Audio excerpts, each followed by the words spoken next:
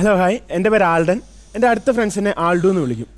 അങ്ങനെ എങ്ങനെയെങ്കിലും ഹിന്ദി പഠിക്കണം എന്നുള്ള അമിതമായ ആഗ്രഹം കാരണം ഞാൻ ഡിഗ്രി പഠിക്കാൻ പൂനെക്ക് പോയി. അവിടെ ഹോസ്റ്റലിലെത്തിയപ്പോൾ ഞാൻ ശരിക്കും ദൈവത്തിനോട് പ്രാർത്ഥിച്ചു, ഒരാളെയെങ്കിലും മലയാളി കമ്പനിക്കാരനെ കിട്ടണമെന്ന്. ദൈവം എൻ്റെ പ്രാർത്ഥന വല്ലാണ്ട് അങ്ങ് കേട്ടു.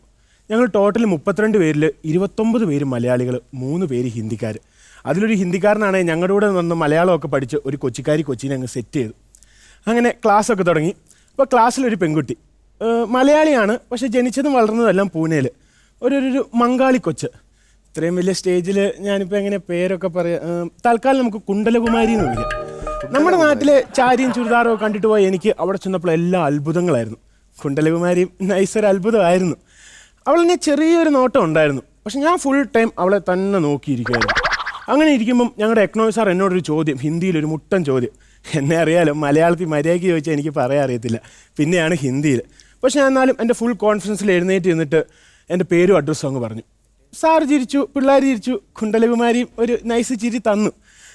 പക്ഷേ പ്രതീക്ഷിക്കാതെ പിരീഡ് കഴിഞ്ഞ് ഞാൻ പുറത്തിറങ്ങിയപ്പോഴത്തേക്കും അവൾ എൻ്റെ അടുത്ത് വന്ന് എന്നെ കെട്ടിപ്പിടിച്ചിട്ട് എന്നോട് പറഞ്ഞു, Aldu you are so funny and you are so cute നാ.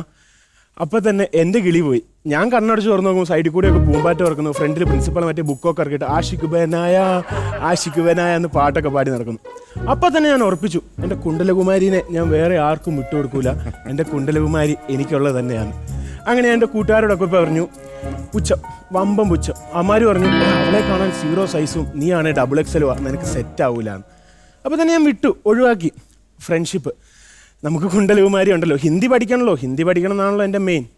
അവൾ എന്നെ എപ്പോഴും വിളിക്കുമായിരുന്നു.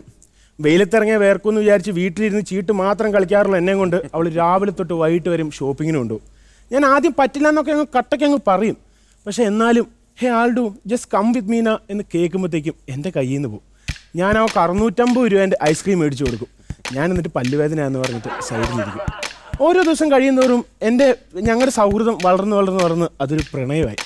ഓരോ മാസം കഴിയുമ്പോഴും എനിക്ക് അവളോടുള്ള സ്നേഹവും കൂട്ടുകാർക്ക് കൊടുക്കാനുള്ള കടവും ഇങ്ങനെ കൂടി വന്നു.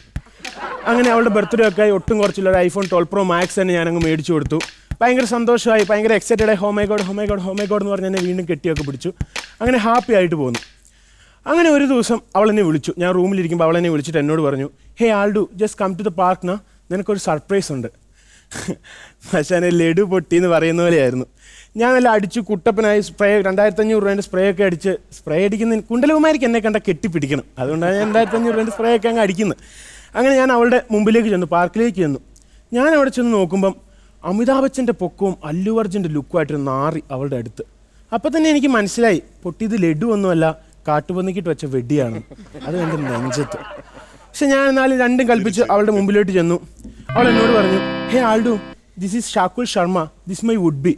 ഹേ Shaku this is Alden, he's my best friend, he's like a brother to me. പകച്ചു പോയി എൻ്റെ എല്ലാ സാധനവും. ഞാൻ അവിടുന്ന് പിന്നെ ഒന്നും നോക്കിയില്ല, ഒരു പിടി മണ്ണങ്ങ് വാരി അറക്ക പ്രാഗി, നശിച്ചു പോണേ. ഞാൻ 6 മാസം അവളെ ആത്മാർത്ഥമായിട്ട് പ്രണയിച്ചു. എനിക്ക് 3.5 ലക്ഷം രൂപ കടമായി. പൂനെയിൽ നിന്ന് തിരിച്ചെത്തിയപ്പോൾ ഞാൻ ഹിന്ദി ഒന്നും പഠിച്ചില്ലെങ്കിലും കുണ്ടലകുമാരിനെ നല്ല വെടുപ്പിന് പഠിച്ചു. പക്ഷെ എന്തൊക്കെ പറഞ്ഞാലും എനിക്ക് അവളെ അങ്ങ് മറക്കാൻ പറ്റുന്നില്ല. കാരണം എല്ലാ മാസവും 5-ാം തീയതി എന്നെ EMI വിളിക്കും, യുവർ പേയ്മെൻറ്റ് ഈസ് ഡ്യൂ സാറെന്ന് പറഞ്ഞു.